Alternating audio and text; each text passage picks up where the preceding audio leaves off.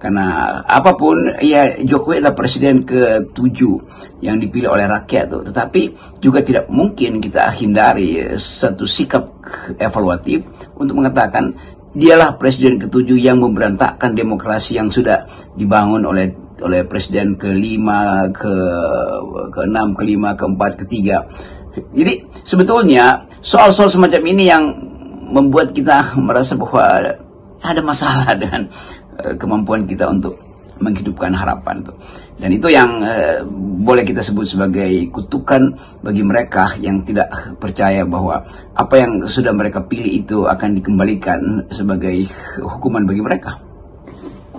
Nah, sekarang kalau gitu kita bicara PKB deh. Apakah Anda juga melihat indikasi yang terjadi di Golkar itu akan juga dilakukan di PKB? Saya kira korban berikutnya adalah PKB yang akan dibelah juga itu. Bahwa ada masalah dengan Caimin, oke, itu problem di dalam internal PKB. Tetapi memaksakan kehendak untuk mengendalikan PKB dengan cara memecah belah itu juga buruk bagi demokrasi itu. Jadi kepentingan kita bukan pada figur-figur yang ada di Golkar, Erlangga, ya, Caimin segala macam, tapi institusinya sendiri. Golkar sebagai institusi politik, PKB sebagai institusi politik itu, PDIP sebagai institusi politik itu, dan partai-partai lain. Jadi pemanfaatan lembaga-lembaga politik ini tidak bisa dilihat oleh Pak Jokowi sebagai investasi di bidang peradaban kan. Dia tetap menganggap ini permainan aja tuh, dan demi apa ya, demi pelanggengan kekuasaan dia.